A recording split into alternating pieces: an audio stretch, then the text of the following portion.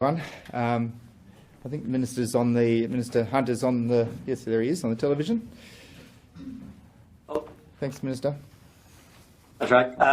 Good morning, Paul, and good morning, everybody. I'm delighted to be joined today by the Chief Medical Officer, Professor Paul Kelly, and we're here to both update on the booster program and update on the implementation and bringing forward boosters to 4 months from the 4th of January on the basis of ATAGI advice, and to 3 months on the 31st of January, also following that advice. If I may, I'll indicate briefly an update on the program and then turn to Professor Kelly. In terms of the program, we've had 192,000 doses yesterday, so on the edge of Christmas. Australians have been coming forward, and I really want to thank them for that. And that includes 148,000 boosters yesterday. About 10 a.m. this morning, we will pass the 2 million booster mark. That's 500,000 ahead of schedule at this point in time. So Australians have been really fantastic in coming forward, and I want to thank them for that in particular. The second thing is that that will mean we've had about 1.3 million doses since the expansion of eligibility from 6 months to 5 months, just over a week and a half ago. And so that's really seen very high rates of vaccination. In fact, we're now at 42 million doses. We have passed 42 million doses, and all up, that means that we now have 94.1% first and 91% second. And at this point in time, as I say, this morning we'll pass the 2 million dose mark for boosters. So on all three fronts, Australians are exceeding expectations, and that's just a great tribute to our health workers, our medical workers, but above all else to all of those Australians who've come forward through all of the different channels, Commonwealth clinics, state clinics, GPs and pharmacies and Indigenous clinics. So thank you to everybody. In particular, I would note that as we've foreshadowed, ATAGI has been going through the constant review process of the international evidence, and Professor Kelly will speak to that. And on the basis of advice of the Australian Technical Advisory Group on Immunisation, it's no surprise we will be bringing forward the eligibility for the booster dose to 4 months as of the 4th of January. The planning behind that is that will open up a new cohort. Currently, that means that we will go from about 3.2 million people who are eligible today to approximately 7.5 million who will be eligible as of the 4th of January. And that means that the cohort is expanded.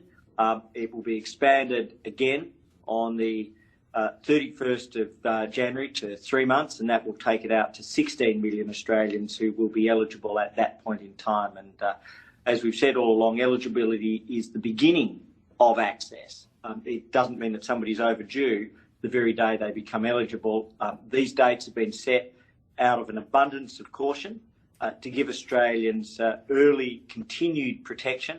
And the advice we have is that the protection as it is very strong against severe illness, but what we'll see is a much stronger protection against transmission. And Professor Kelly, again, will set that out in more detail.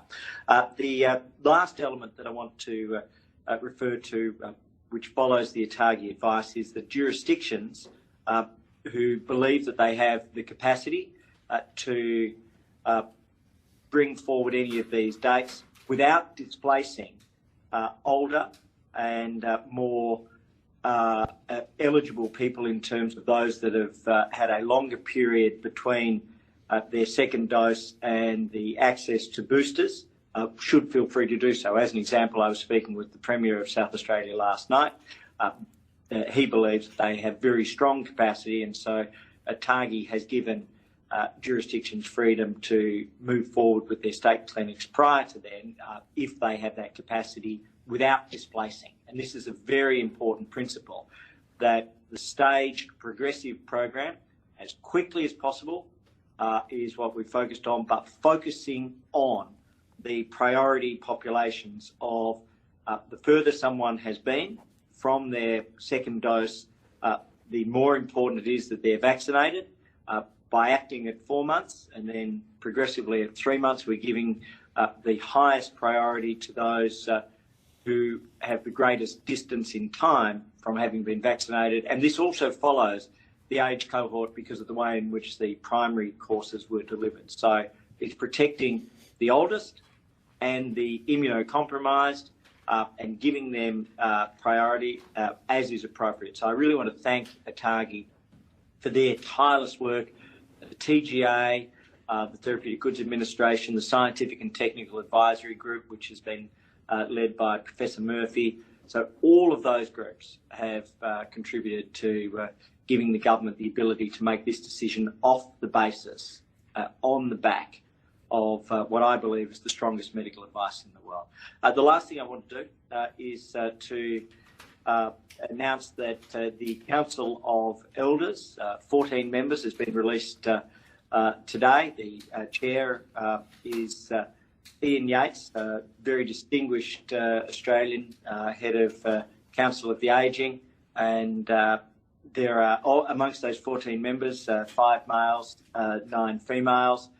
We have really strong female representation, very strong Indigenous representation, including, of course, Dr. Miriam Rose Ungamir Bauman, the Senior Australian of the Year, Professor Tom Karma, then other distinguished Australians such as Dr. Kay Patterson, former Health Minister, but also the Age Discrimination Commissioner, and Daniela Hiss, who is a leading author and academic and practitioner in relation to dementia care and management. So a really fine group of older Australians who stepped forward, and we're very blessed to be able to have their support and capability. Lastly, I want to wish everybody a strong Christmas. These are always challenging times, but when we look at this year, we have one of the lowest rates of loss of life in the world. We have one of the highest vaccination rates, and it continues to climb.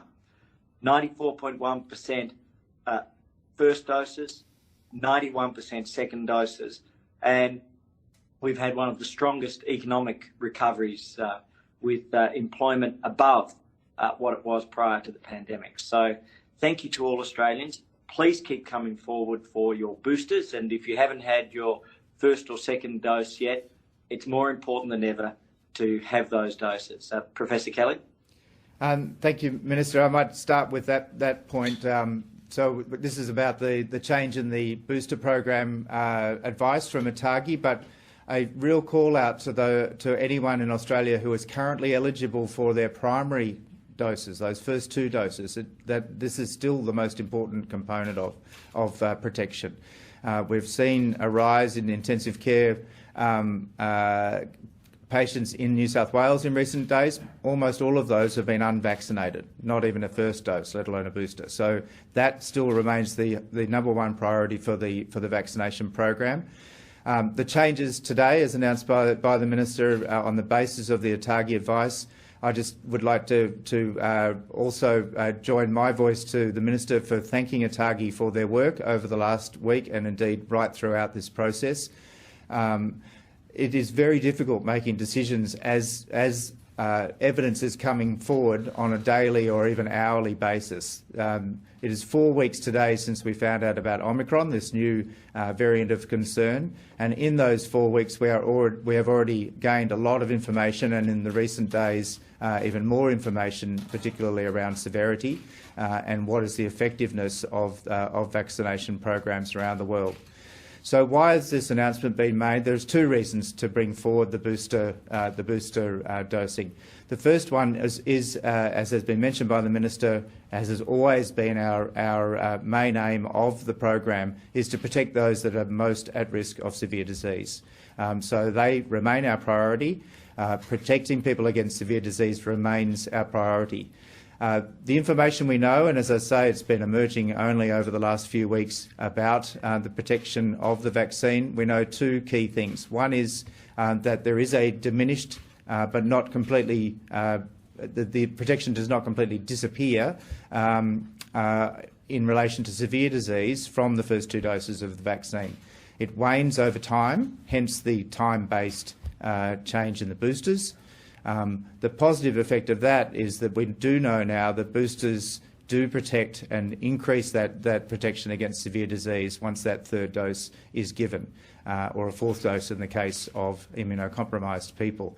So though they are given, it's an absolute aim of the program to go forward and do that. But I will stress that just because you get to 3 months or 4 months or 5 months or 6 months, it doesn't mean that you immediately just that day lose your protection. That is not the case. It does decrease over time. It remains in place for severe infection, but it is diminished for Omicron compared with Delta. So that's the first point of the reason why we're bringing forward that booster program to 4 months from the 4th of January and 3 months later towards the end of January. The second reason is because boosters at this stage can help about the transmission of the virus, so the infection of people and with mostly mild or even asymptomatic disease, but they can then transmit it to other people. We know that, unfortunately, 2 doses does not change that ability to become infected a great deal. That, again, wanes over time, and there is a time-based process to that. But that protection against infection is diminished. Again, in Omicron, that's quite clear. Again, with a booster, it goes back towards the same levels as Delta. It will be an important, and is already becoming an important part of our control of the current Omicron wave in Australia. It is not enough by itself. The public health and social measures that have been introduced in many states in the last few days will assist with that as well. The personal protective elements that we all know so well. You would have noticed at the beginning of this press conference, both the Minister and I were wearing masks. I'm wearing a mask wherever I'm indoors in a public setting, and wherever I cannot guarantee to be socially distanced. So that is an important component, and we've seen that change in recent days. The final thing I would say, just to stress a couple of the small print details within the ATAGI advice, and this really goes to the heart of protecting the most vulnerable first. So we really do encourage people to come forward if they are in those well-known vulnerable groups for severe infection. People who are our elders in the population, Aboriginal and Torres Strait Islander people, those with chronic disease, those who are immunocompromised. You now can get that 4th dose. That will be your booster if you are eligible with that 4-month interval going to 3 months later in the month. And I just a real shout out to anyone who is pregnant or is planning to be pregnant. These vaccines are very safe in pregnancy. We know now very clearly that both the woman who is pregnant and their unborn child, they are both at risk from this virus, and vaccine does protect and is safe. So that is very important for anyone who has not yet had their primary dose schedule or are eligible for a booster. Please do not hesitate just because you are in those categories. Minister? Thanks, Paul. Now I'll start with those in the room on the left-hand side front as you're looking out, if that's right, please.